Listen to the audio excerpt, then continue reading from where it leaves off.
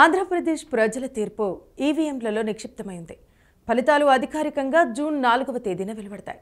ఆలోగా ఏ పార్టీని విజయం వరిస్తుందన్న అంచనాలతో జూన్ 1వ తేదీన ఎగ్జిట్ పోల్స్ వెలువడతాయి.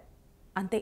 అంతకంటే ముందు రాష్ట్రంలో విజయం తెలుగుదేశం కూటమిదా వైసీపీదా అన్న విషయాన్ని సాధికారికంగా ఎవరూ చెప్పే అవకాశం లేదు.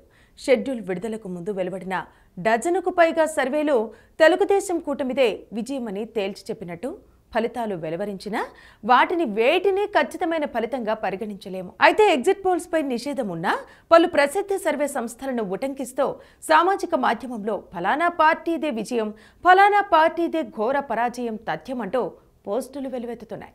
అయితే ఆయా పోస్టుల్లో ఉటకించిన సంస్థలేవీ వాటిని నిర్ధారించడం లేదు. తమ సంస్థే ఈ సర్వే నిర్వహించిందని అంగీకరించడం కానీ ఖండించడం కానీ చేయటం లేదు.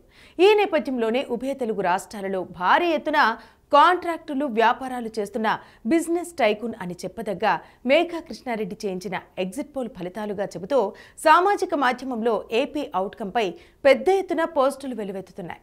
ఢిల్లీకి చెందిన ఒక ప్రముఖ సర్వే సంస్థ ద్వారా మేఘా కృష్ణారెడ్డి చేయించిన సర్వే ఫలితం అంటూ సామాజిక మాధ్యమంలో తెగ వైరల్ అవుతున్న నివేదిక ప్రకారం ఏపీలో అధికారం చేపట్టబోయేది కూటమి ప్రభుత్వమే. అయితే దీనికి ఎలాంటి సాధికారత లేదన్నది పక్కన పెడితే మేఘా కృష్ణారెడ్డి ఉభయ తెలుగు రాష్ట్రాల్లో పలు కీలక కాంట్రాక్టులను దక్కించుకున్న వ్యక్తి.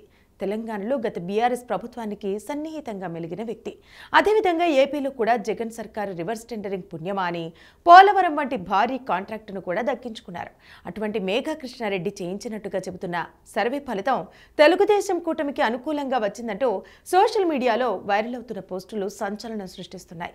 తన పేరుపై సర్క్యులేట్ అవుతున్న సర్వే రిపోర్టుపై మేఘా ఇప్పటి వరకు ఖండించనూ లేదు, సమర్థించనూ లేదు.